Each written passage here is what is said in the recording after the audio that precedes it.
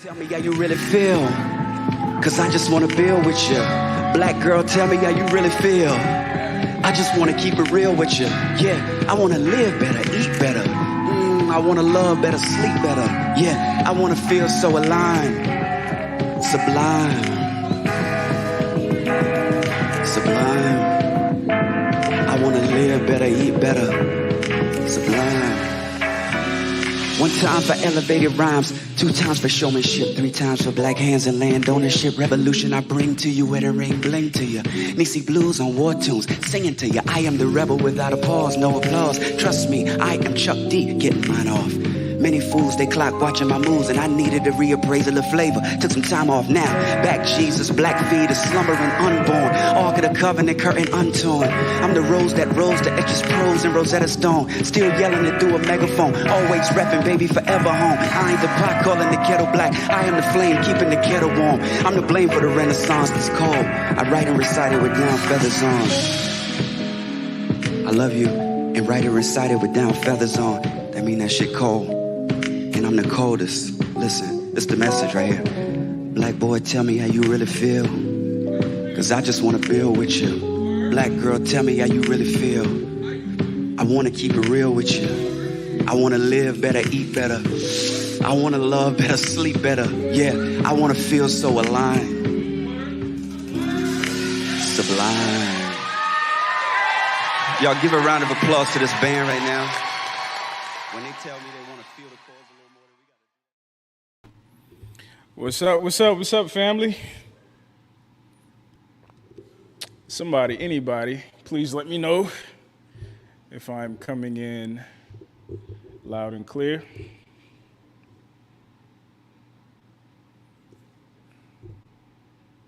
But welcome back. We're doing a double header. You know, yesterday we had on Maggie the substitute teacher. Today we're joined by Mr. Kirk Anderson. And I'm excited about this conversation. You know, he reached out to me at a very pivotal time. You know, I'm gearing up for our June 24th event in Atlanta, Georgia, called The 100. We'll be trying to get to the core of how to repair some of the rifts in our community, particularly as it relates to the Black gender war. So if you haven't already, please cop your tickets. But with that being said, this is going to be my first in-person event in a while. And when I say in-person event, not like an event, but like an event that I'm hosting and that I'm putting on. So I want to look good, feel good while I'm giving my TED talk, or while you know we're going to engage in the fireside chat and the networking portion. You know, but for me, mostly it's about feeling good. I've always relatively looked fit. Whether or not I was fit was a different thing. So, you know, I'm really excited about picking Kirk's brain about what it is that we can do to make this Black generational health journey sustainable. You know, it can be very, very difficult for people, and I think particularly Black people, to become fit or become healthy and definitely maintain health. We can talk about food deserts. We can talk about, you know, generational habits. You know, our parents ate a certain way and they taught us to cook a certain way, and now we eat and cook a certain way, and now we look a certain way and feel a certain way, and we have the remnants of those things passed down. So high blood pressure, diabetes, heart disease. And, you know, as we know, health is wealth. You can have all the money in the world, but if you aren't healthy enough to enjoy it or live long enough to enjoy it, you might as well have been broke. So, like I said, I'm super excited to pick Kirk's brain about some things we can do, some realistic, sustainable things we can do to get our lives together. Kirk has a story about how he was able to do that for himself. So, you know, we're hearing it directly from somebody who can speak to the pitfalls of unhealthiness when it comes to eating, when it comes to exercise, and somebody was able to dig themselves out of that hole. So I'm super excited. We got our first super chat. Angel, appreciate you, my brother. Angel says, we're going back to the king and queen system. Absolutely, absolutely. And one of the things I'm interested in, and part of the reason why events and things along those lines will now be my focus, is repairing the community, right? A lot of our dysfunction as it relates to the relationship between black men and black women, it stems from our generational trauma. It stems from some systemic things. And I think for us to only just talk about what our women are doing wrong, what our men are doing wrong, without getting to the core and getting to the root of what's wrong with us, I think is doing the conversation a disservice. So conversations about money, conversations about health, like tonight, conversations about psychology, I think are going to be vital for us to really change things around, particularly for the next generation. So without further ado, one more. So I got shout out to you, brother, for becoming a member. Thank you so much for supporting the stream. But yeah, so without further ado, I'm going to bring up the man, the myth, the legend, our guest for this evening, Mr. Kirk Anderson. How you doing, my brother? Doing well. Pleasure to be here. Thanks for having me on. Absolutely. And again, I want to appreciate you publicly for reaching out. A lot of people, they see what it is that I'm doing, and unfortunately, I think they minimize it to just men and women conversation. But for whatever reason, you saw the bigger picture and you saw how you can contribute to what we're doing here. So thank you so much.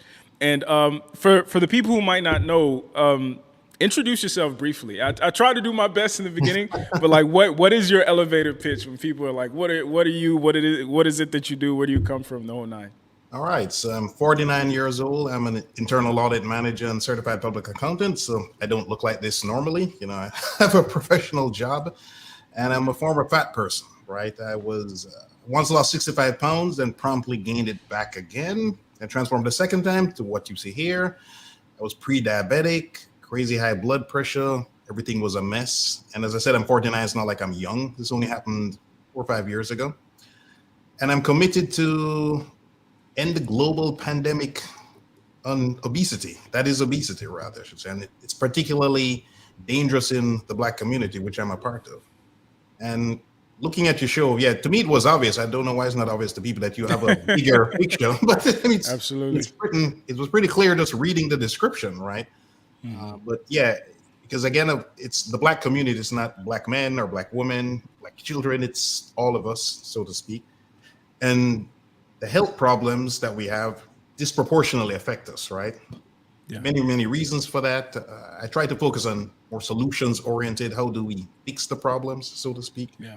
The root cause of it is a lack of knowledge in many cases. It's not due to laziness or secretly eating. It's just literally lack of knowledge. You don't know what you don't know. Some of the things you think might be true are just not true. And then you need to acknowledge this and go seek professional help, which is how I transformed. I didn't just do this on my own, right? I like to say, if you're being sued in a court of law, you wouldn't just read a book about law and then go represent yourself, right? You'd hire a lawyer. If it was your wedding day and you're a lady, unless you really know what you're doing with your hair, you'd probably go to a hairdresser, right, to get your hair done. But for some reason, and I was guilty of this myself, I felt, hey, I'm a smart guy, went to a very good school. I'll just Google this and I'll just figure it out. But I had to acknowledge, and this after spending thousands of hours, literally, I had to acknowledge that I didn't fully understand what I was doing. I was just pure luck. I stumbled upon this lady in the gym. So taking a step back, this is a long elevator pitch. I was on the beach in South Florida. I just moved there. And I literally realized I was literally the only fat person there. First I was looking at guys. I'm like, maybe these guys in their 20s. I'm like, okay, that's why. Then guys in their 30s. I'm like, man, those guys have like teenage kids. I'm like, man, those are grandparents. Everybody here is slimmer than me. I'm literally the only fat guy here. Right. between that and the doctor diagnosing me as pre-diabetic, he said you're this close to diabetic. I was wherever on the range I was at the end of the pre-diabetic range. So that scared the hell out of me. So I started working out. I already had a good idea about eating healthier. But what really, I got really lucky. There was this lady in the gym who looked ridiculously fantastic. And she had this cap that said IFBB. And on a hunch, I asked her, does that stand for International Federation of Bodybuilders? And she said, yes. And she competed in the bikini category. So you have to imagine somebody that looks like cover model pretty with the body to match. If you can envision somebody looking like that. So then I asked her, do you coach people? She said, yes. I was like, can I hire you? She said, yes. And the rest is kind of history, so to speak. And now I just try to give back, because there's a myth out there that, that guy over there that's overweight, he just doesn't care. No, he tried, I tried, or that lady over there, they tried to just literally, it's like I had a sledgehammer, I was trying to cut down a tree, and she gave me an axe. Same effort. Now I see chips flying. God damn, this is working. Let me keep whacking the tree. And I was very motivated to keep hitting that tree. Right. Now I'm trying to help other people, get them an axe, or they're stumbling around in the dark. Say, here's the light switch. Just turn it on. You don't need to understand how electricity works. You just need to flip on the light switch, right? Try to keep it simple. Absolutely. One of the shows that I saw a while back that stood out to me, it was called Fat to Fit. I don't know if you've seen that show. Yes. Yeah. Yes. And the reason it stood out to me is, you have typically people who work in that industry have always been fit, right? They've always been athletic. They've always played sports. They have good genetics and the whole nine. Yeah.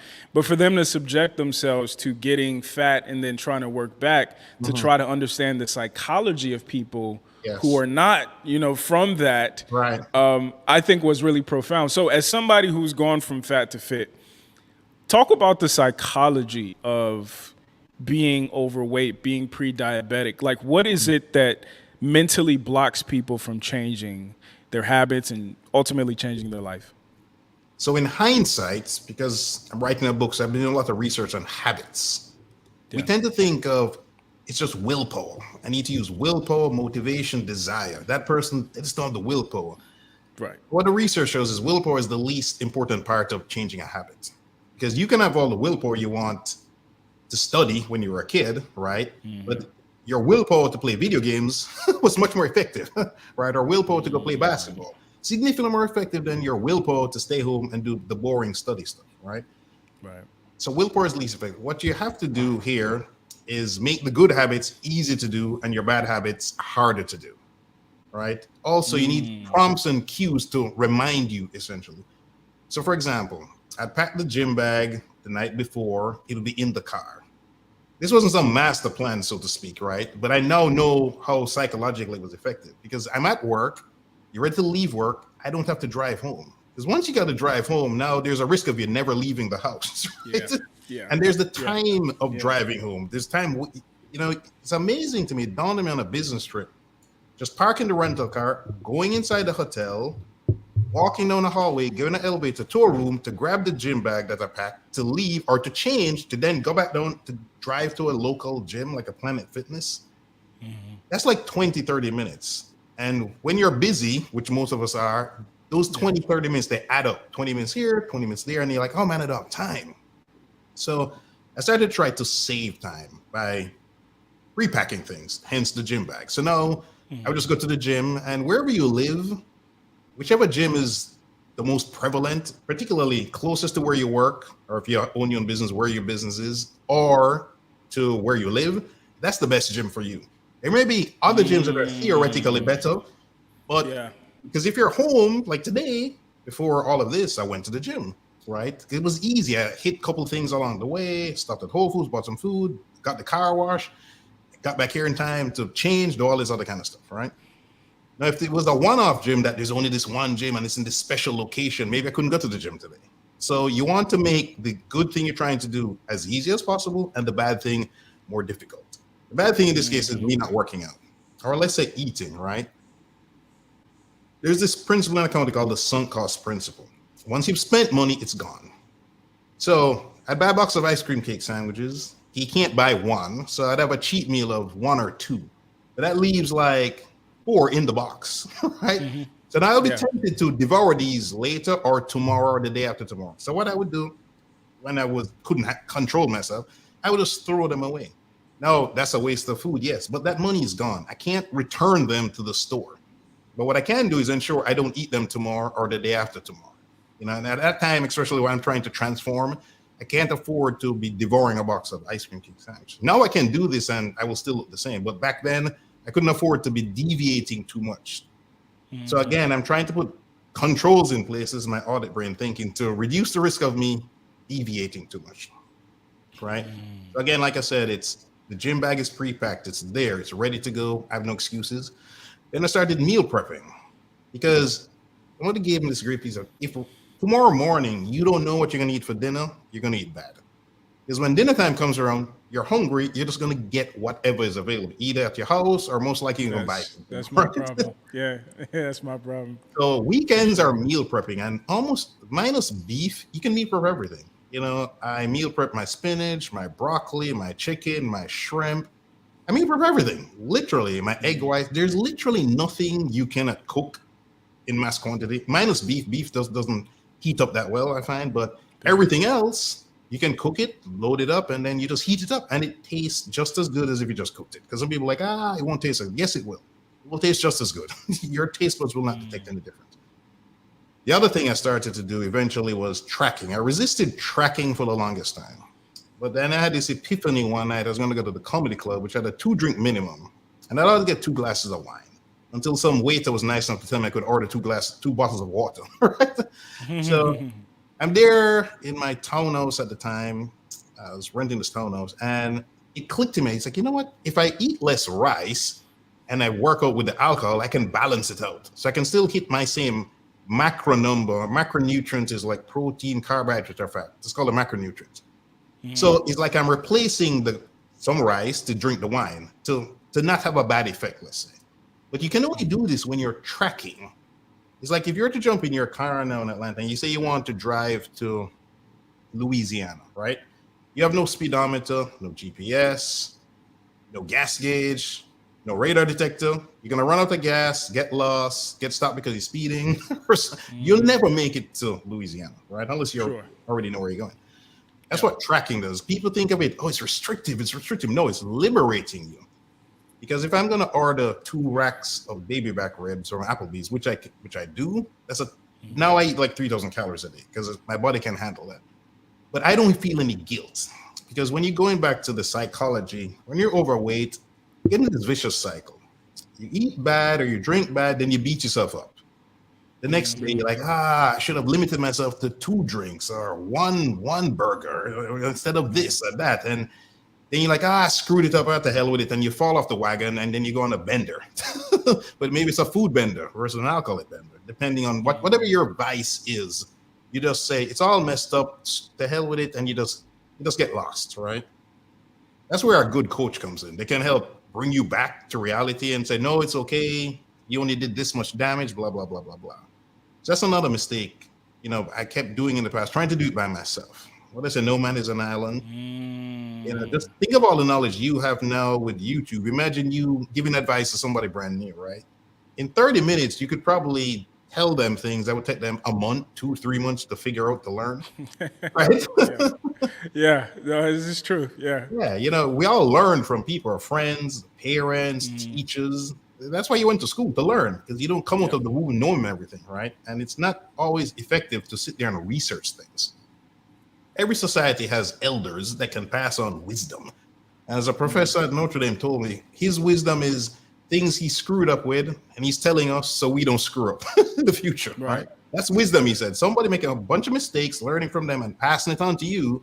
So if you listen, you don't make those same mistakes, right? But the psychology is fascinating. Again, we're relying, think of the New Year's resolution. I'm going to get in shape, lose weight, blah, blah, blah.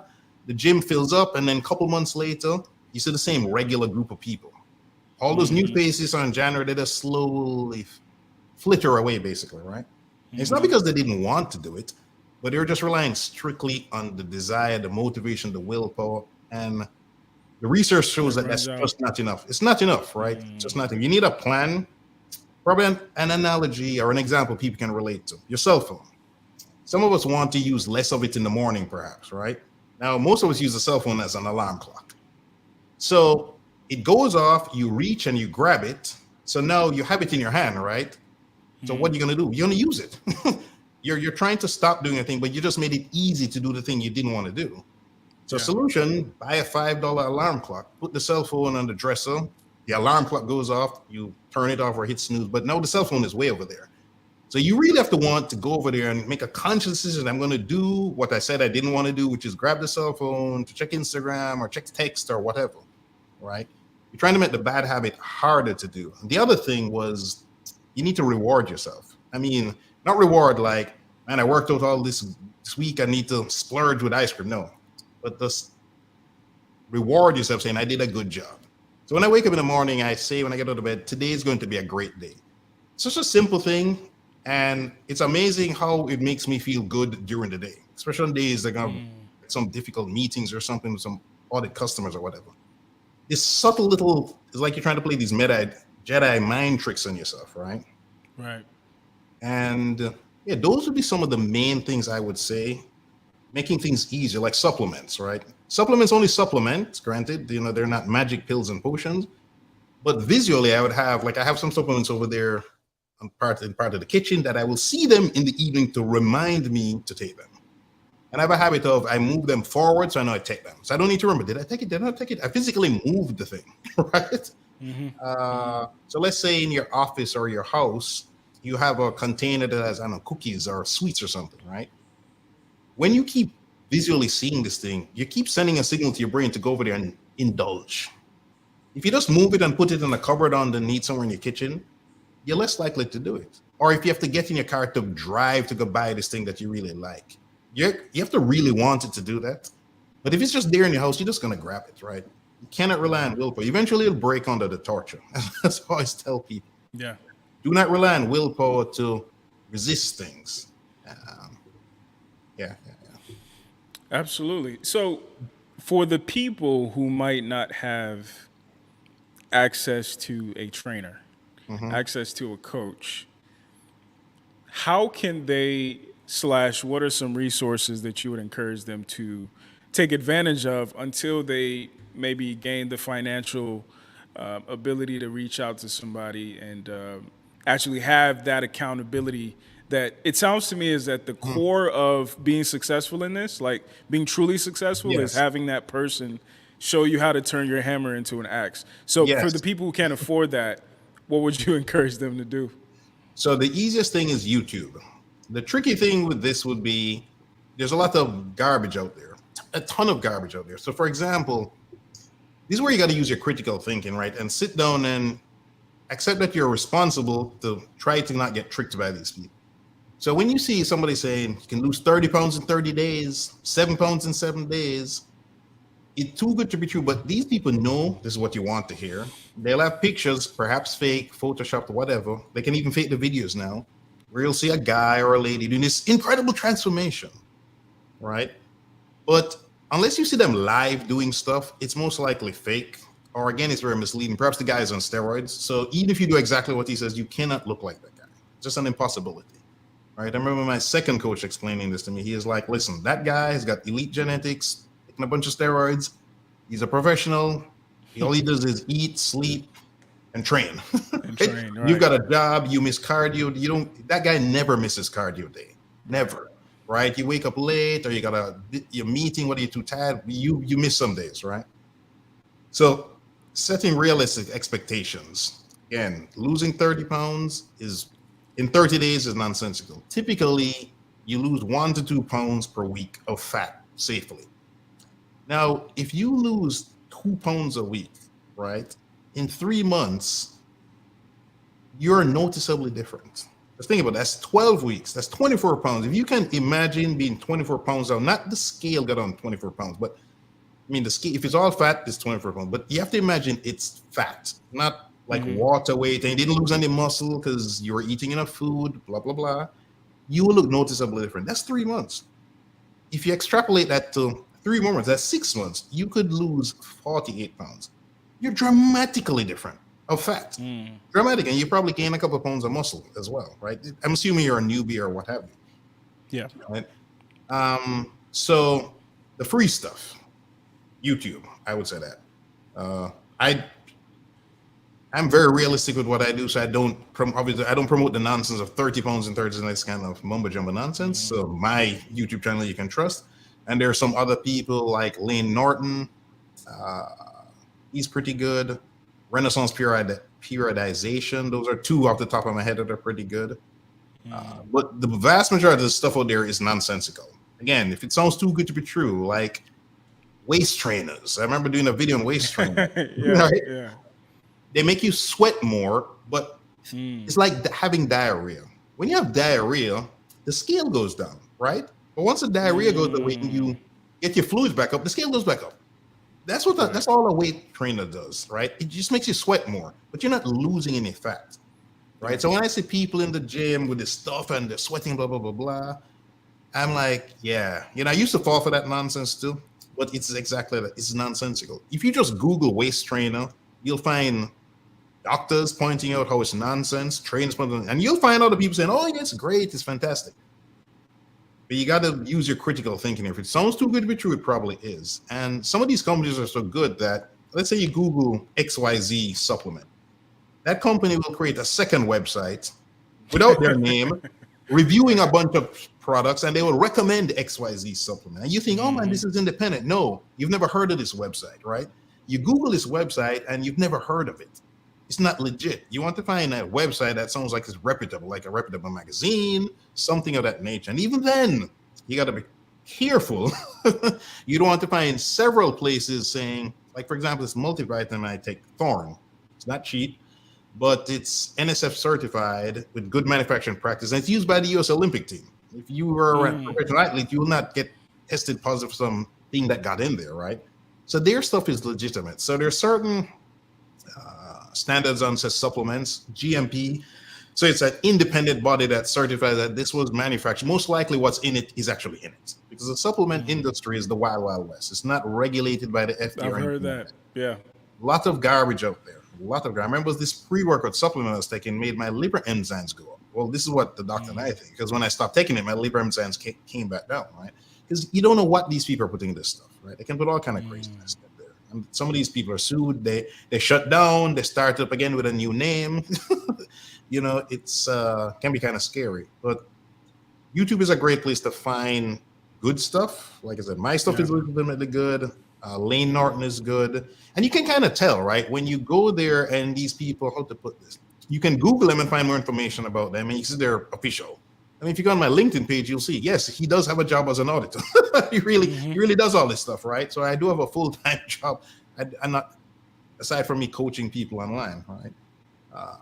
But some of these other people, they just look the part. You alluded to earlier, the people who are, when they did the fit to fat to fit thing, right? Yeah. Typical trainer out there who looks fantastic. If you cloned them, they couldn't coach themselves. Because from a young age, they've always been doing something, whether it was soccer, basketball, football, whatever. And they've been coached, and most likely they have good genetics as well, you alluded to. So they grow up and they look really good. So the typical person like that, they truly don't understand what it's like to coach somebody who's not like them, right? So if you find that they give cookie cutter programs. So that's another thing. If you go online and you see a program that just says, okay, you're a lady, do this thing. And this applies to any woman or any man. You should again think this out, say to yourself, this doesn't make sense. My aunt is 54. I got a niece that's 22. How can it apply equally to them? That doesn't make any sense, right? If you're 6'2", 250, how can this apply to a guy that's 5'6", 165? Again, that doesn't make any sense. You cannot be both eating the same amount of food. You both should not be doing the same amount, the same exact exercises, the same exact everything. Again, you should stop and think to yourself, yeah, these people are probably trying to trick me, right? So you kind of have to go to it with a skeptical mind. I mean, some of the things I may say may be wrong, right? Not because I'm trying to do it on purpose, just I made a mistake or something I thought was true is not true. But you have these people there, they're actively trying to mislead you. And they're very popular, right? They're very showy. So what would be a good one? Exercise lose your fupa. You know about the fupa? Yeah. For women, There's no exercise that makes that go away. There's no such thing. when you cannot spot reduce fat from a body part. So let's say I want to just lose fat love handles. There's no exercise that will make my love handle fat go away, right? Or you want to get rid of bra fat. There's no bra fat exercise that makes it go away. When you are in a caloric deficit and you're losing fat, you lose fat all over your body, and eventually the bra fat will go away, your back fat will go away, etc., etc., etc. But you cannot, medically speaking, you cannot spot reduce fat from a specific body part. That's science fiction. When people are selling you programs about, yeah, man, you want to get rid of that, blah, blah, blah, again, that's not realistic. Just, it is what it is, right? If you think to yourself, if it sounds too good to be true, then it probably is. It probably is. So, how do you feel about? I'll put it like this: one of my issues, even when I played football back in high school, I never really took supplements. Okay. I never really, I don't know if my diet was great, but I couldn't get in the habit of taking the creatine and all the extra stuff that some of the other guys were taking. Is that stuff like vital to seeing the results that, I would want to see as a man, or do you think there are ways around that? Or should I really get my vitamins together and go to GNC and figure out what I need to supplement vitamin D and things like that? So the first thing is they're definitely not vital. That's the critical thing. The reason they're called supplements is because they supplement. But people tend to put them at the top of the pyramid or at the bottom, thinking, I can't lose weight or build muscle without my supplements. No, this is not true. 100 years ago, you had guys with impressive physiques. Ladies look fantastic. Most of our grandparents, the granddad and grandmother, they never went to no gym. They for sure as hell weren't getting any supplements, and they looked pretty good, right? Right. Supplements are definitely not vital or necessary. What I will say is a good multivitamin is a good thing to start, because with soil depletion, foods don't have all the things they used to have, let's say. And the typical person is not eating a balanced enough diet to get all the minerals and vitamins that they need. I eat vegetables every day. I eat starches. I eat meat. I have a very good diet, but I still take multivitamins, right? And in our community, we tend, at least for the men for sure, do not like to go to the doctor, right? This is a problem. So I do my annual physical. I do my annual 2 times a year. I don't do it 1 time, I do it twice. Same thing with my dad, right? And you don't want to sit there and guess. Like, you don't want to guess, what's your blood pressure? You don't want to think, oh, it's okay. Well, when's the last time you went to the doctor and got it tested to know if it's actually okay or not, right? And this is unfortunately why these statistics are so terrible for us, right? Not likely to go to the doctor. So African Americans, for example, are 30% more likely to die from heart disease than non-African American, right? Or 40% more likely to have high blood pressure. And then they're less likely to have that blood pressure under control. Or 50% more likely to have a stroke as compared to non-African Americans, right? So these are terrible statistics. It's not like it's slightly worse, it's dramatically worse, right? So a good multivitamin, but you do not need creatine. Does creatine work? Yes, it's the most studied supplement in the history of supplements, right? It will help put on some muscle in the sense that it's drawing more water into the muscles. Your body is mostly water. It will draw more, so your arms may look slightly bigger or something, right? But it's definitely not essential at all. So what people tend to do is they tend to want, and I used to be guilty of this myself. We focus on all these little things like, I got to make sure I get my pre-workout in, or I got to eat right after the workout, or I got to take a cold bath for to get inflammation out, or I got to take this special supplement, or do this special thing. But they're not covering the basic things, such as getting a good night's sleep. If you're trying to gain muscle or lose weight, and you're not sleeping, it's almost impossible to do this, right? The sleep is, there's old saying, if you cheat on sleep, your twin sister death will avenge you, right? If you get a short sleep, say less than 5 hours or 5 hours per night, it increases the risk for high blood pressure 350 to 500%. Wow. That is crazy, right? I know when I had high blood pressure, if I had a bad night's sleep, it would become even higher the next day because I had to be testing it at home, right? And for those of you out there getting 5-6 hours a night to sleep, this is it becomes a chronic problem, and you're slowly creating other problems, dysfunctions, hormonal dysfunctions, like ghrelin and leptin, the hunger and satiety hormones. They don't work well when you're sleep deprived, right? And when they do sleep deprivation studies, they're reducing people down to 5 hours. So you have people there, and I used to be one of them, running our own personal sleep deprivation studies, right, in our own homes, unfortunately. So what ghrelin and leptin does, right, is satiety hormone. Your brain will tell you you're full, stop eating. Now, when that hormone is not working right, your brain doesn't get that signal, so you keep eating. Or the hunger hormone, when you normally be in control of yourself, you're not. And you tend to also crave carbs.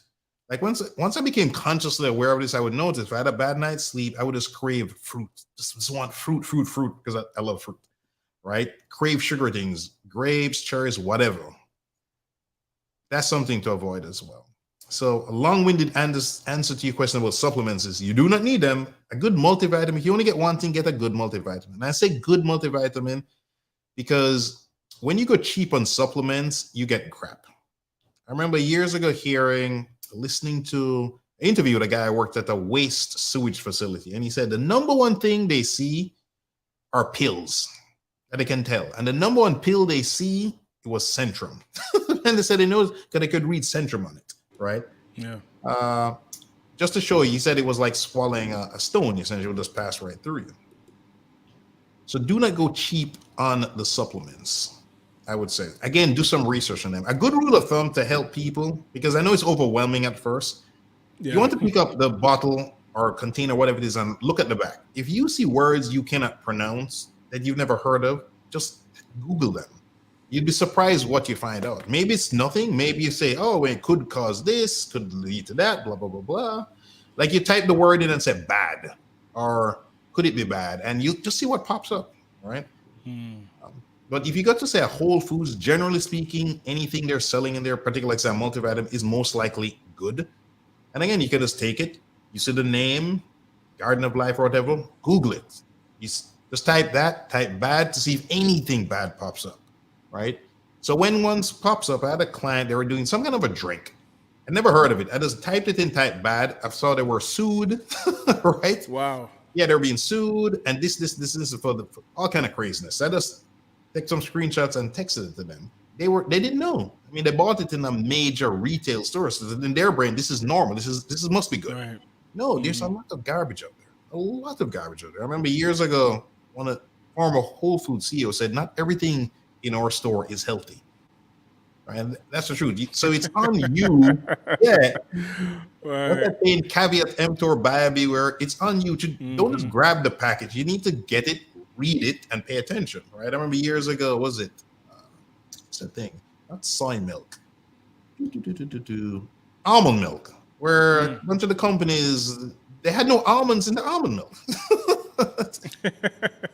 Right, and these were everything's fake. Yes, there were big name companies sold in all the major supermarkets, right? So you can't just trust these people, right? You have to. You hear me keep saying critical thinking, right? You have to use your critical thinking skills, right? Don't just believe anything you hear, whether it's me or anybody else. Remember once I'm at the hospital, family members, and the nurse comes in and says, the doctor wants to give the family member antibiotics, and I said, didn't you guys say it was a viral infection? And she's like, yes. Like antibiotics does not do anything against viruses, antibacterial. And she's like, well, that's what the doctor wants to do. And I'm like, okay, I would like to speak to the doctor. She leaves. 10 minutes later, she comes back. She says, the doctor has changed his mind. No antibiotics. Now, the guy wasn't I doubt he's doing this on purpose. Maybe he just made a mistake, right? But you can't just accept everything you're told is the point I'm trying to repeatedly reinforce. You have to stop and think for yourself and say, does this make sense? And if you don't know, you have a phone. It's like a supercomputer in your hand. You can quickly get some information, right? And it's all available. A lot of stuff is on PubMed. You can find studies. Yes, they get very technical, but there'll be like a conclusion section in predominantly layman's terms where you can get a good idea of what's going on. You don't have to read 20 pages. There's a conclusion, but like a paragraph, this big maybe, you can get a good idea of what's going on, right?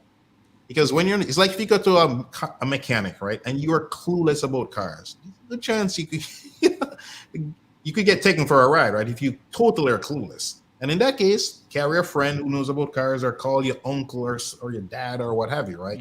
To check if what this mechanic is telling you is nonsense or not. I know I've done that many times. So Absolutely. So we've got a question here from Dub Will. Shout out to Dub Will with $5 super chat. He says, "Does the time of day you work out have an effect on the quality of the workout?" How would you answer that? yes and no. Yes, in the sense that there's an optimal time, like say in the afternoon when testosterone levels are peaking, for sure for guys. But the reality is the best time of day for you to work out is the time that is best for you that you'll consistently work out. So based on your schedule, if you want to work out in the morning, or that's the best time for you and you'll consistently do it, that's the best time for you, basically. People, again, you don't want to get too hung up on these little nuances like 2:35 p.m. is the optimal time to work out, right? Because if after 3 months you're not consistently working out at 2:35 p.m., does it really matter? You know what I mean? It's kind of like what diet you choose. The studies are pretty clear. It doesn't matter what diet it is. They all have the same results as far as weight loss goes. But when you're consistent, that is by far the biggest thing. So whether you're vegan or you're keto, you're intermittent fasting, this or that, as long as you're consistent with that thing, you will see the results. And statistically speaking, they're all about the same in terms of weight loss, as an example. Good question. I get that kind of question a lot. Absolutely. So basically, you're saying that if we choose to work out 5 o'clock in the evening, we need to stick to that time. We shouldn't work out Oh no, no, no, 5 no, p.m. no. one day or. No, that's not what I'm saying. Glad you asked that, because some people might have thought it. No, what I'm saying is whatever works best for you is the best time to work out. There's some studies that were showing, you're trying to work out when testosterone peaks in the afternoon, and that could be optimal. But no, you're talking about little nuances that's only going to matter to somebody's like a professional athlete or something. Doesn't move the needle for me or you, or most likely that gentleman asking the question, right? What I'm saying is, if based on his schedule, 5 a.m. is great for him, or 5 p.m. or 8 p.m. or whatever. Now, working out close to bed, that's definitely optimal because it can interrupt your sleep quality. But if that's literally the only time you can work out, that's what I've been doing. Out, right? Yeah. Because like I wear this ring on my finger, it's an Oura ring. It's one of the best sleep tracking devices you can get in the world. The NBA was using it during COVID, like Mount Sinai Hospital, legitimate big name institutions utilize the data with this thing, right? And if I work out too late, it will detect this, because it will say the next morning when I sync up, it will say, "Oh, we noticed body temperature was slightly elevated," or this, or it took too long for something to come down. Incredibly smart. OURA is what it's called. I bought it when I had all kind of sleep problems. Or if I eat a meal too close to bed and I didn't work out.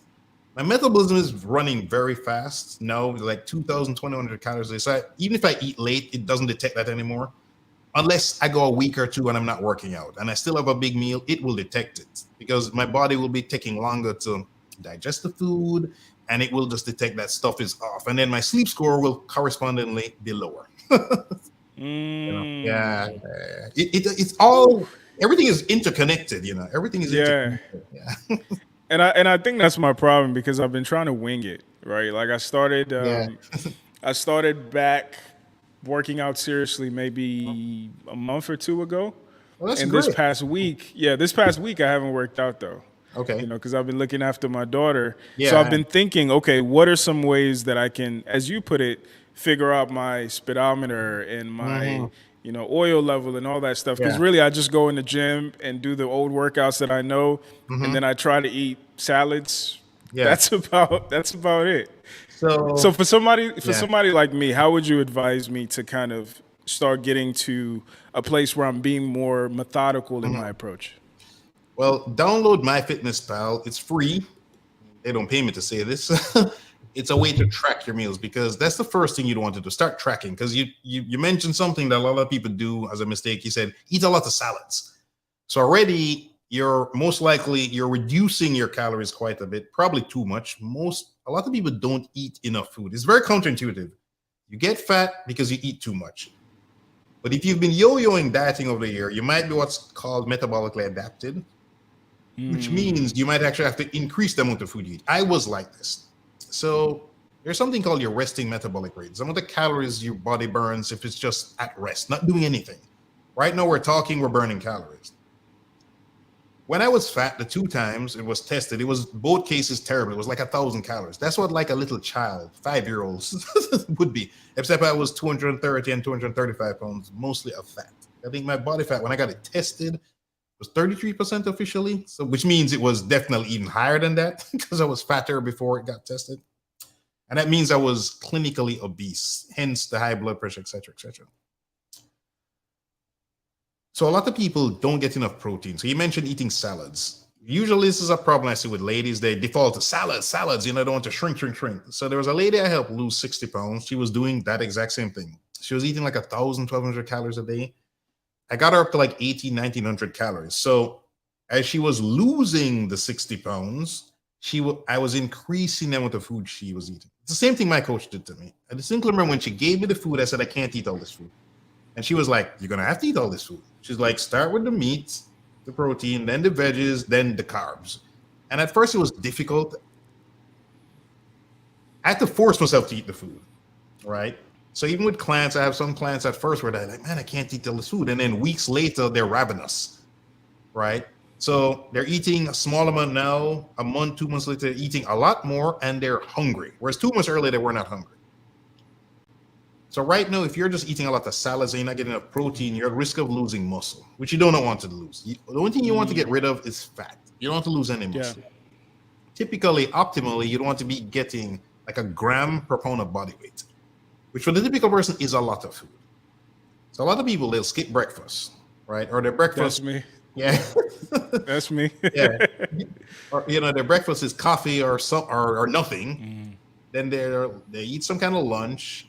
And even then, it's not high in protein, especially when they're trying to lose weight. They do some salad and some piece of chicken or nothing, no protein in there. Yeah. And their dinner may be big, and then maybe they get cravings late at night because they didn't eat during the day.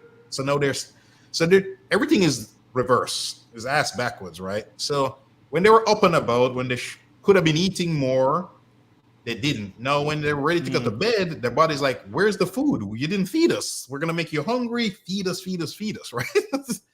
Now, if you eat a ton of food then, and you're overweight, your body's not running optimally. You're more at risk of turning some of that stuff to fat, right? Yeah. So you do want to not skip breakfast. And I mean, if you're doing intermittent fasting, you can skip breakfast. But again, intermittent fasting, all these diets, they're all statistically been shown to have the same effect. None of them are better than the other. So somebody may say, man, I lost 50 pounds intermittent fasting. That's great for you. But it doesn't mean that she will lose 50 pounds using intermittent fasting. It worked great for you based on your schedule. Or I did keto and I lost 50 pounds. That's fantastic for you. But it doesn't mean that this person who likes carbs, it will be great for them too, right? It was great for you. And when you say it's kind of what I find, it's like debating religion. People get very passionate and they're not going to be objective or logical. Then they get angry and pissed off. So I try to not avoid these kind of debates. I just say, listen, do what works for you. Statistically, they all work just about the same. And it's not my opinion. These are factual. You can Google this, Everybody's entitled to their own opinion, but not your own facts. And those are actual facts. There are multiple studies that have shown this, right? Yeah. When you intermittent fast, where you eat in a smaller window, a common mistake people make is they reduce the amount of food they eat. So let's say you are eating 2,000 calories a day, and you're intermittent fast, and now because you shrink the window, you start to eat a lot less. So you're happy, the scale is going down, but maybe you were not eating enough to begin with, and you're already low on protein because you skipped breakfast and this and that, blah, blah, blah, and then you start losing muscle. So let's fast forward 3-6 months later, you're down 20 pounds, you feel good, and then slowly but surely you go back to the old you, except some of the 20 pounds you lost was muscle. It was not fat. Some was water weight, some was muscle, and some was fat. But 100% of the weight, the 20 pounds you gain back, it's all fat. And this is one of the reasons why we get fatter over time. It's like a stair step in the wrong direction. You lose some weight and then you gain it back and then you stair step up. But every time you keep getting fatter and fatter and fatter and fatter, right? Which you don't want. So protein. So all the people for the various diets, the one thing they all agree on is that processed food is not good for you, right? All things being equal, you want to go with unprocessed food. like a piece of chicken, some broccoli, sweet potato, whatever, not something out of a package or a can. If that's the best you can do, then for sure. If you're not eating a bunch of McNuggets, but eating something else from a can, then yes, that is definitely better, right? So it's all relative, let's say. But protein is a key thing to remember here. Most people do not eat enough protein. And protein is the building blocks for muscle. It's also satiating. Think about this. If you eat a big piece of chicken, you're not going to be hungry an hour later, right? If you just eat some McNuggets or something, right? Or just a bunch of carbs, an hour or two later, you could be ravenous. So protein is very satiating. And again, it helps you build muscle. The more muscle you have, the more likely your metabolism is going to be higher. It's easier to burn fat as well. Granted, these are all subtle things. It's not something dramatic. Yeah. But there's a reason why when you see people who are very fit, who eat crazy, they still look the way they look, right? Like when I do a cheat meal at Applebee's, I order 2 full racks of baby back ribs. Not 1, 2. What I tell them is don't put the sides in there, put them in one container. And sometimes they, it can't fit. Don't worry, it can fit. I've done this many times in many right? That's a ton of calories. That's more than most people eat in a day. And the scale the next morning will stay the same. It may even drop a pound sometimes, which blows people's minds. 4 years ago, if I did that, it would go up 4 pounds. So you have to, the other thing I want to say is people have to be realistic and you have to pay your dues. It took you many, many years to get to a certain point. You cannot undo that in 3 months or 2 months or 1 month, right? Again, like I said earlier, you can make a big change in 3 to 6 months. Anything less than 3 months, it's kind of unrealistic. When somebody says, I'm going to transform you in 2 weeks or a month, most likely 6 months later, you're back to where you started. Like, remember a guy I met, he had lost like 60 pounds in like 2 months or something on the HCG diet, which is a nonsensical diet. He said 3 or 4 months later, he gained it all back. And he was even fatter. He said in his pictures, look fatter. And I explained to him, you were fatter because all the 60 pounds you gained back was all fat. I'm pretty sure one day you were eating 500 calories. This was a big guy, over 6 feet tall, very big guy. I am 100% sure some of the 60 pounds you lost was muscle.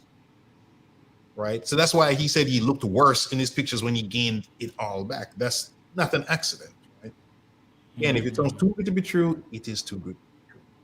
Too good to be true. So the battle is really getting your metabolism up, as opposed to just the diet and the exercise. It's about the metabolism. Because what I keep hearing, so right now I'm 5'10", and I'm 230 pounds.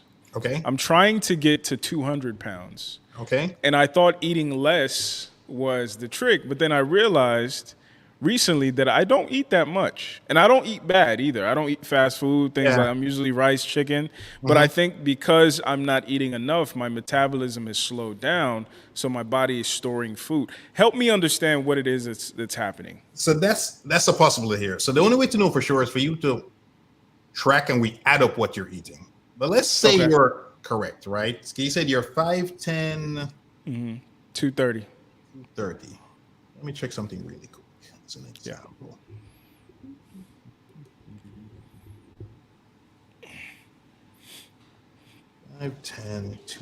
And it's funny, I trick people because they don't realize I'm 230. Okay. I think most people would think I was 200 because I carry it well. Yeah. I'm 230 for This sure. is good genetics. Good genetics. Yes. So your BMR, assuming everything is working normally, your BMR should be around 1,967 calories a day. That means that's you laying in bed doing nothing. Now, if you're sedentary with doing nothing, you should be eating like 2,200 calories a day. If you're working out 1 to 3 hours a week, you should be eating like 2,400 calories a day. I am pretty sure you're eating nothing close to these numbers, right? No. I'm pretty sure. So Yeah. if we tracked, so let's say hypothetically we track for a couple of days, and on days where, because you say you don't eat crazy, you're eating 1,400, 1,500 calories a day. That means that your body's definitely not running optimally, because theoretically you're able to maintain your 230 with not much calories. So in a situation like that, for you to cut from this low number, you essentially could be digging a hole. You're already in a hole, you'd be digging deeper.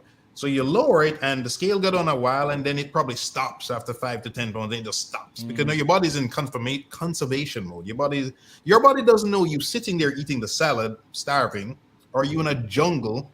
Somebody that's wiped out your tribe and they're hunting you, and you can't find nothing but salads to eat. Right? Your body is great at storing fat as a survival mechanism. Muscle is metabolically expensive currency. Tissue. It's almost like a luxury. Like if I was on a desert island, I would get less. I would still be lean, but I would not be this muscular because it wouldn't need all this muscle. It just kind of go away. That's why I have to eat enough food to keep it, right? So I think you're very much onto something here. The easy thing to do is track your food for a couple of days. And you can find these online calculators because, again, as you asked a good question, if you can't afford to hire somebody like myself, what do? You can get these online calculators. They're free. They'll give you a good idea of how much you should be eating. And here's where I would say, probably don't use MyFitnessPal for that. MyFitnessPal is great for tracking. But you can find these other online calculators, similar to what I just utilized, to have a good idea of theoretically how much food you should be eating, right? And then you'll have a number of what you're actually doing. And then you look at this other number. And are they close? Most likely for you, they'll be far apart. Yeah. Because the optimal situation is when you have a client that's eating a ton of food and all you got to do is reduce. Then it's so simple. You just reduce. And then the weight just magically disappears. It's harder when you're already low because let's pretend you're eating 1,500 calories. Like how much can you cut from that? Not much. If you're eating 2,200, we can cut. Then you're not starving. You're not getting angry. Your brain, not brain fog. You're still nice. Your daughter still thinks you're nice and funny. Right. Everything is good, right? So when you're that low, that's when you can run into problems. So, but you don't want to guess. Like we said earlier, we don't like guessing here. You just track your meals for like a week, weekdays and weekend, because people tend to eat a little different on the weekend, even if they don't consciously realize it, right? So you'll have like 7 days and you just average it. It will show you amount of protein you eat, which for you will not be much, carbs and fats. Most likely you eat too much carbs and fat and not enough protein. So here's where you want to slowly increase the protein. Because I said a gram per pound of body weight. You can't go from whatever it is you're at to 230 grams like that. That's just gonna get you fatter. And you probably just cannot eat that much food right now. You don't have the appetite for that, right? So you don't want to slowly increase. An easy way to increase protein, especially if you don't have the appetite, is a protein shake. Again, don't get the garbage one. Try to get a quality one. Again, this is where you got to do some research. I keep saying this over and over again. There's just no getting around this. If you try to cut corners and just buy the first thing you see, then you're taking a risk, right? Versus you spending 10, 20 minutes doing some kind of research. Even if you don't know anything about this topic, you can still have an idea. Like I say, you type the name, type bad. If you can find anything bad on this stuff. Or a good tip is, if there's any Whole Foods nearby, you walk in there, see what they're selling. Most likely, they're not selling any fly-by-night garbage protein powder companies, most likely, right? So that's an easy way. You don't need much appetite to take some water in a shaker cup, add 2 scoops, shake it up, and then just drink it. You don't need much appetite to do that, right? Just think of it as medicine, right? Okay. You can do that in the morning. So, for example, I do this with clients that they don't have an appetite in the morning. I'm sure it's not like you're starving in the morning and you resist eating breakfast, correct? Yeah, I'm just not hungry. You're just not hungry, exactly. Yeah. Now, a shake, don't need any hunger. So you drink the shake, that's 40 grams right there, right? That may be double what you normally do in a day, for all I know, or 50% increase. So right off the bat, and there's so many studies, not just for adults, but for kids. Kids who eat a meal that has protein for breakfast, they perform better in school. And their brains develop better as well. Yeah. Yes. Yeah. Yeah, I will start that ASAP. Yes. Because I found even like in the gym, like I'm not getting strong. I'm just like here. Yes, that's that's a great point. So you're very self-aware. So that's another point we should talk about is try to be more self-aware. Because if you're going to the gym and you're not getting stronger, something is wrong. It could be you're not working out hard enough, right? You're not lifting heavy enough. You're lifting something that when you get to 8 reps, you could have gotten to 12 and you just stopped at 8, right? Or your form is terrible. But more than likely, it's something else. Usually the nutrition. It's like I tell guys, if I am 183 and I look the way I look and I eat 2,800 calories and you're 5, 10, 230, and let's say in this scenario you wanted to get bigger and you're eating 1800 calories. One of us is doing something wrong and it's not me, right? Because I'm eating way more than you and I'm smaller than you, and you're telling me you want to get bigger. So therefore you need even more than me. Again, not overnight. You want to gradually eat more than me, right? So that was a great point you made, that you're not getting stronger, because that's a good sign. So if somebody's doing, so they're curling with 15-pound dumbbells, right? And a month later, they literally cannot curl a single rep more. They've literally not gotten any stronger. Then something is fundamentally wrong there. Most likely they're under eating. They're not getting enough protein. You could keep the calories the same. Maybe you reduce the carbs or the fat to balance it out, but that protein number is almost always too low. Almost always too low, right? So I have another question here from Dub Will. Shout out to Dub Will. He says, is it healthier to literally eat the same exact thing every day if you're having good results? So I'm assuming he means like meal prepping, the rice and the broccoli and the chicken. Like, what are the pros and cons of eating the same meal over and over? There are no cons to doing that at all. And most people think they eat a wide variety of food, but they don't. Like if you go to restaurant A, you almost always order the same thing. When you go to restaurant B, you order the same thing. And then in your kitchen, in your cupboard, is the same crap every week, every month, every year. In your head, oh, I eat a wide variety of things. But when you start tracking them, you realize, oh, you don't eat a wide variety of things. So Dub makes a great point. If you're getting good results and it tastes good. So let's touch on this. You mentioned chicken and broccoli. So you'll see like some famous people, they're trying, what did they eat? Oh, chicken, broccoli, and rice. Well, you don't need to eat chicken, broccoli, and rice. That's the first thing, right? Secondly, if what you're eating now is a good piggybacking off Dub's question, if you can't see yourself eating that same thing a year from now, there's a chance you're going to fail. So let's say you're eating chicken breast and broccoli and rice, and you hate the broccoli and you hate the chicken breast. Eventually, you will stop and you regress back to fried chicken or whatever other thing you're eating that you stopped doing, right? And then the weight will just come back on. There's nothing I eat that does not taste good. Nothing. Everything that goes in my mouth must taste good. The shrimp tastes good. The skinless chicken thighs taste good. My grass-fed ribeye steaks taste good. You know, avocados taste good. Sweet potato, the rice tastes good. I do not eat anything that tastes bad. I do not do skinless chicken breasts because they taste terrible to me. They have no flavor, right? And I know I don't need to do this to look the way I look, or when I was fat to stop being fat, right? So when he says it's working, the caveat I would say is, does the food taste good? As long as it tastes good, you'll be able to keep doing it. Because you know what you're trying to do is not thinking that you're dieting. What you're trying to do is make a lifestyle change. So touching back to one of your earlier questions, when you said the psychology and where I went wrong, in the past, I would have tried to diet to lose weight. But once I realized I needed to make a lifestyle change, it's like brushing your teeth, right? You just do it. You don't have to think about it. It's like second nature. You just do it before bed and you just do it. For me, eating quote unquote healthy or working out is something I just do. It's like breathing now. Years ago, it'd be a task. It's not a task anymore. I like it. And it's something I just do. And even if I'm not in the mood sometimes, I'll still go. And if I get there and I'm still not in the mood, then I'll just leave. But nine times out of 10, once I get there, I'm happy. It's kind of like when you were younger and your friends dragged you out. You weren't in the mood to go out. How many times did they take you to the party or the club and you said, you know what? I still wish they had left me at home. Almost never. You almost always had some amount of fun, right? So that's a similar thing there where you don't, I'm jumping into other topics, but if you don't feel in the mood, do something, try something. Maybe you don't go to the gym, maybe just walk outside. Nothing wrong with that. You don't always have to go to the gym. You can work out at home, you can do push-ups, air squats. Don't let the going to the gym be an excuse to not work out, right? So from a more macro perspective, what would be your advice to our community on some things we can do, big picture, to start moving things in the right direction, especially for the next generation, because they're going to pick up our habits?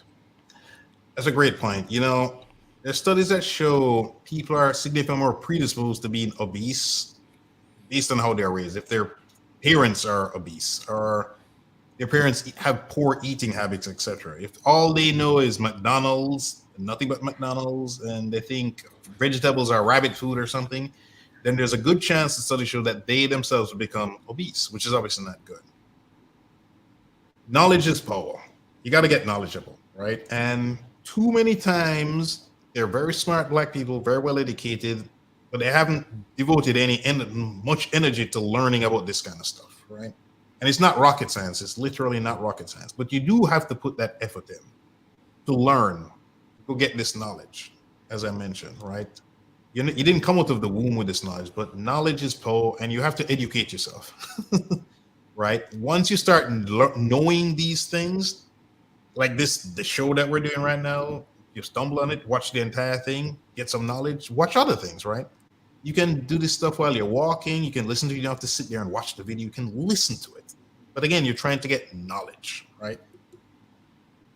That would be the macro picture. That'd be the biggest thing I said. Macro picture that. And then we didn't touch on this, but macro picture, most people, their weekend is their weekend.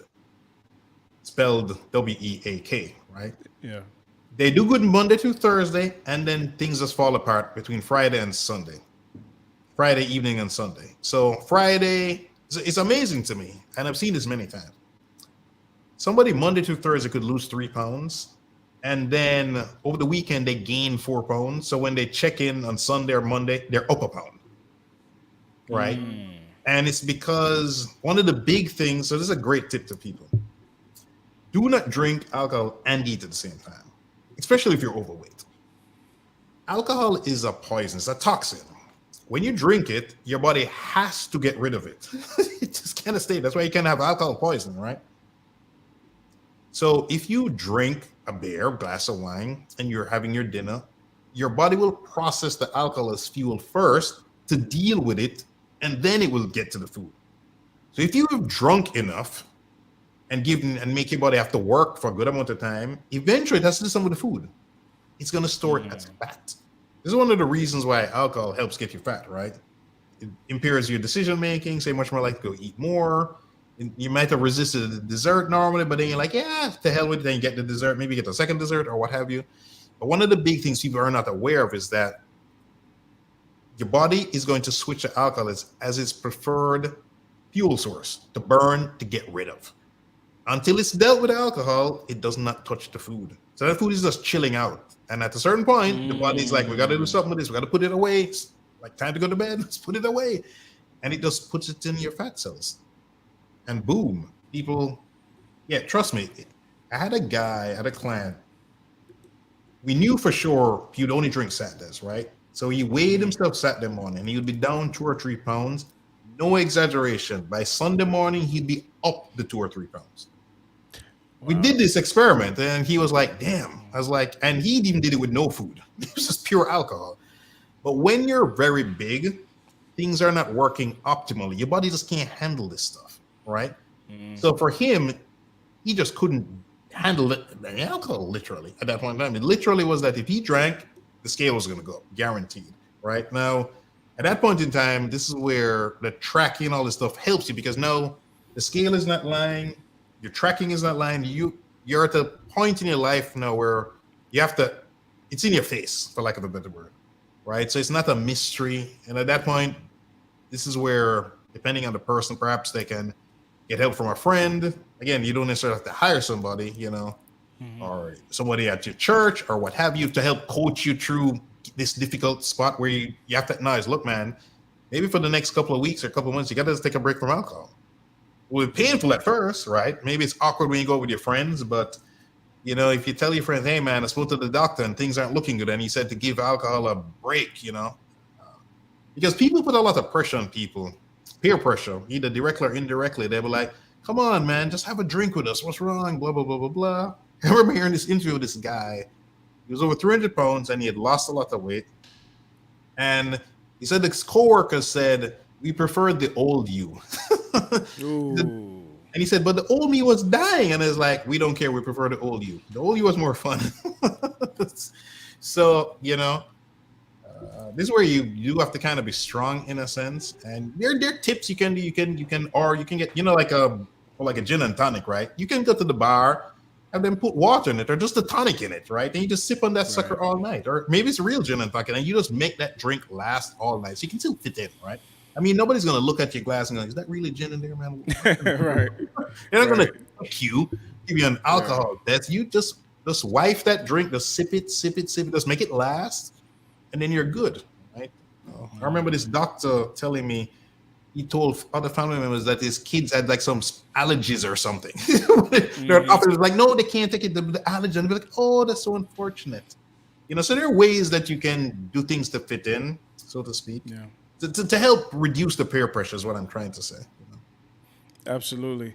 So before I let you go, I want to ask this question for people who might feel like they're too far gone. Because somebody like me, I'm a former athlete. I other than figuring out the diet stuff, I'm relatively good, right? But for some people who are morbidly obese, some people who they might be men, but they have breasts, or they might be women and they have the fupa and the love handles, and they feel like they're too far gone.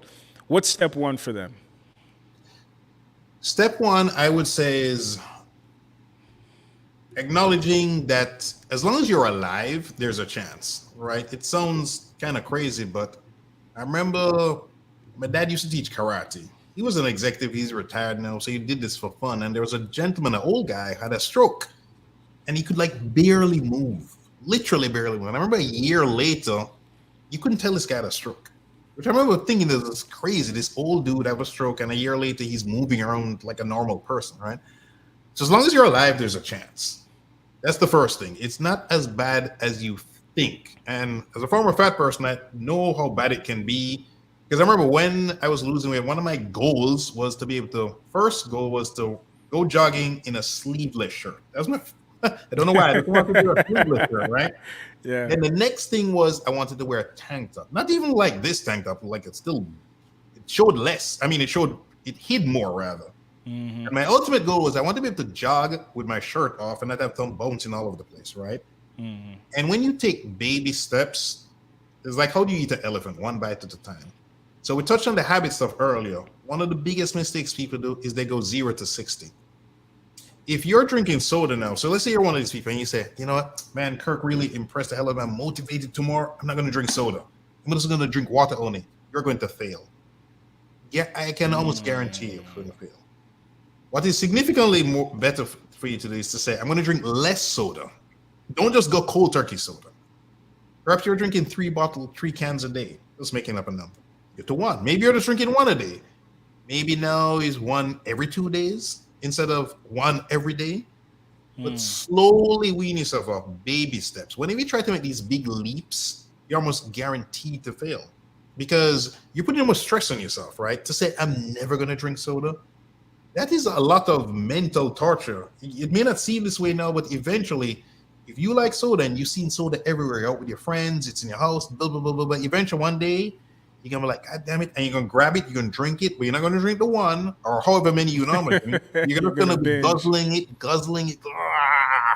And then you're just going to fall off the wagon, right? So I went from soda to like orange juice to like Propel Gatorade, to like flavored water. No, I went to like, what was that thing? Crystal Light. Then I went to flavored water. Then I went to water. Years ago, if I bit a carrot, it'd be like biting a lemon. It was incredibly bitter. I couldn't eat a carrot. That's how messed up my taste buds were. So if you try to change too drastically, you're gonna fail. You're just setting yourself up for failure, and you don't need to do this. Because again, if you're tracking and you put the soda in, or the 3 sodas, you say, I'm drinking 3 sodas, and you start seeing these numbers and like, okay, maybe I'll reduce the fries I was eating, right? Instead of the big large fries, I'll go to a medium fries. You're already making progress, baby steps. So let's say going to the gym is too much, or you don't feel comfortable based on your size going to the gym. I know some people are like that, especially ladies. They don't feel comfortable going to the gym. Like, think people staring at them. I had a male client like that. So I created a home program for him. But if you just walk, you're making progress.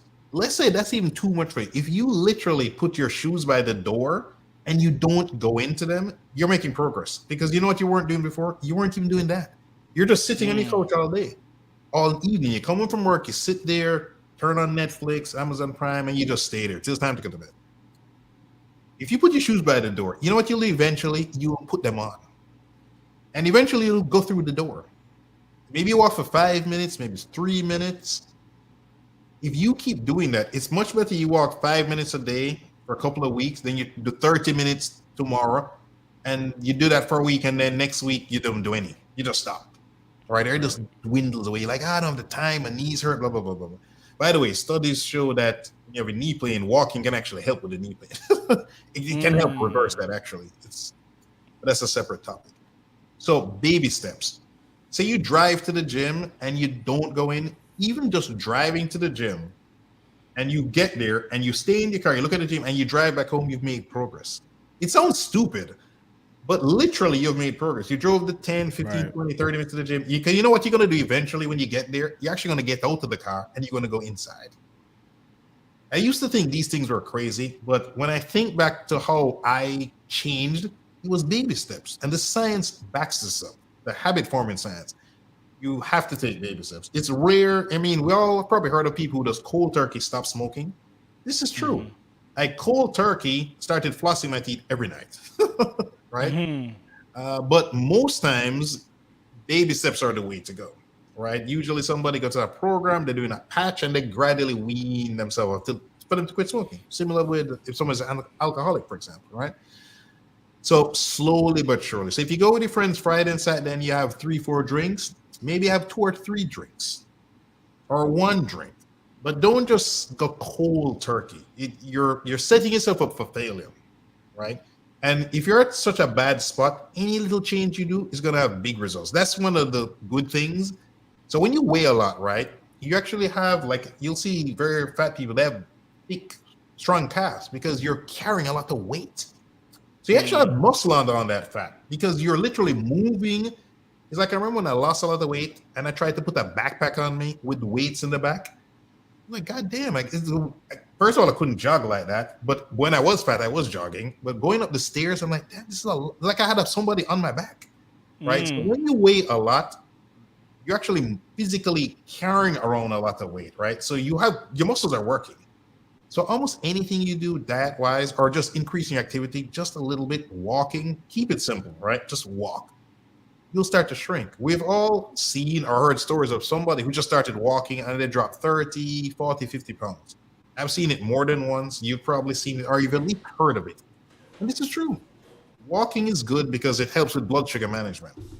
So when you eat, one of the great tips I can give you is to go for a walk afterwards. That will help significantly. You're much less likely to store that food as fat, right?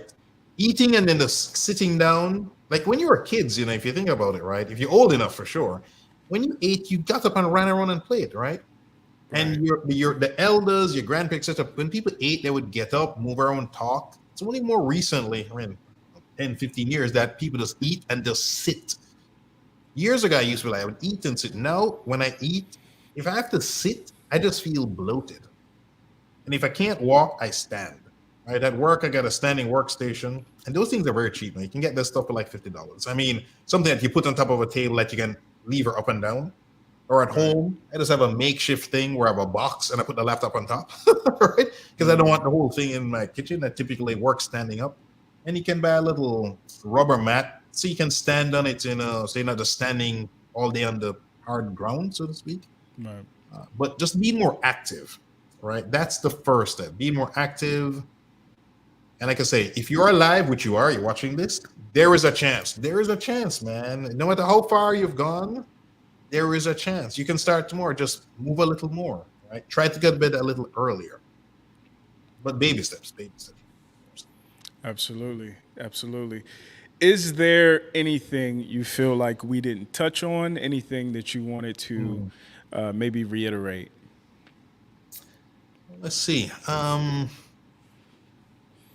try to be as comprehensive as, Yeah, as I could in my questions. It was very comprehensive. Oh, we didn't touch on recovery. Let's touch on it let's talk about it. There is a myth that people think they build muscle and burn fat in the gym. You do not. You build muscle when your ass is sleeping at nighttime in the bed. So if you go into the gym and you're lifting, doing all this stuff, and then you sleep 5 hours, you're cheating yourself. If you slept 7 hours or 8 hours, you're much more likely to get this. Much more likely, right? You're trying to burn fat, you're not burning it there. You're burning it afterwards. You're burning it based on your nutrition. You cannot out-work out a bad diet. That's the first thing. You cannot. I don't care how hard you work. It's been tried. You can Google this. People significantly fitter than me have tried this and they have failed. It cannot be done. Cannot be done. So recovery, you got to focus on recovery, right? You do not you don't transform your body in the gym. It's counterintuitive. So this is probably going to surprise most people. The least amount of calories you're burning in the day is when you work out. You burn more calories in the day throughout the course of the day doing what we're doing now, talking, moving around. Right? You burn more calories doing that. I know, it's probably shocking to people. And this is why, but think about it, right? Your grandparents and great-grandparents, were they going to a gym? No. You could go back even further. I think ladies probably started going to the gym, I think the 60s or the 70s, I like to say. And even before that, it was legal for ladies to run marathons. At one point in time, it wasn't, which is crazy, right? But they looked slim and they were fit. You know, you ever shake some of these old men or old ladies' hands and they got a crazy grip? Like they could crush your hand. Oh, yeah. Yeah, and it's not just the men. Some of these ladies have grips like that, right? And they never go to no gym. They weren't doing deadlifts. They were not playing football. They had nothing like that. But they moved around. They did things, bending down, lifting up a pot. That's stirring something out in the yard, whatever. They're strong, man. And grip strength is a great predictor of how long you'll live, actually. So it's not an accident. You're shaking a hand of a very old person that got a strong grip. And if you think about it, those people tend to be active. That's why you were shaking their hand, right? They weren't in a bed. You were shaking their hand. You were out and about talking to them and shaking their hand, right? So that's the last thing I would say to touch on there with the recovery. People tend to focus on the workout, like the dunk in basketball. But if you don't got that jump shot, Absolutely. Yeah. But thanks again for having me here, man. This has been fantastic. Absolutely. Thank you so much, Kirk. I really appreciate this. I got a lot of value from this myself. Where can people find you? Where can people contact you if they're interested in your services? So let's see. Well, there's my website, KirkDAAnderson.com. That's KirkDAAnderson.com. And my Instagram is KirkDAAnderson. And my YouTube channel is KirkDAAnderson Fitness. Just from the DA is my middle initials, Donovan Anthony. Some people's like, Gotcha. Is that district attorney or something? Like, no. Some of us in Jamaica have two middle initials because I'm from Jamaica originally. Got two middle names. Yeah, that's awesome. Listen, y'all go over there and click the subscribe button, click the follow button on his Instagram, and definitely reach out to this brother, man. I'm definitely going to be following up with you because, like I said, I'm trying to get my body together and get my fitness together. Yeah. I feel like I have a lot of potential. I'm just missing. You do. It's going to be relatively easy for you compared to other people because, you're a former athlete, have the muscle memory. You obviously got good genetics. Just looking at your profile with slope and everything. So, if you put in the effort, you will transform. You will definitely transform, man. You'll be turning heads. That's the goal. That's the goal. I gotta be on stages now. I gotta give a TED talk like you one day. Yes, nice. That's one of my goals. That's one of my goals. All right. I'm sure but again, Kirk, man. All right. Absolutely. Again, I appreciate you. Thank you so much. And if there's anything I could do, let me know. Okay, roger that. Have a blessed evening. Thank you. You too, man. Take care. Shout out to that good brother. And Kurt reached out to me, kind of just by happenstance on Instagram. And he was like, hey, I have a fantastic message that is going to be super helpful for the community. He gave a TED Talk a while back about his story. I'm sure it's linked on his channel. So, definitely follow up with that brother. Go over there, click the subscribe button. Like I said, follow him on all his social media.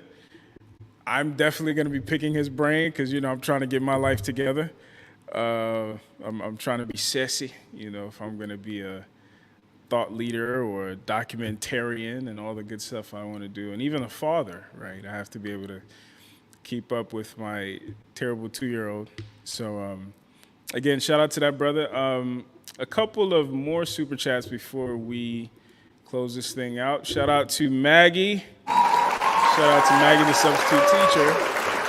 And substitute again, that's been blowing my mind because for her, substitute doesn't necessarily mean from the teaching standpoint, but she's teaching people what to substitute in their food, right? So instead of putting this in your food, put this in your food for certain results or certain flavors. So I'm a fan of double entendres, so that was dope. But she says, great guest, great host, great conversation. Thank you so much, Maggie. And also make sure you check out the live stream I did with Maggie yesterday. Literally just go to the channel, click the live tab. After this one, she is the next one. So she and I had a great conversation yesterday. So please go over there, check it out, click the comments, talk to us, give us your thoughts. And I'm sure we'll definitely be having conversations into the future as well. So again, shout out to Maggie.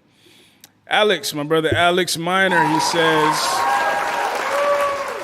says sometimes growth requires leaving people behind. Absolutely. I know, your net worth is your network, or your network is your net worth.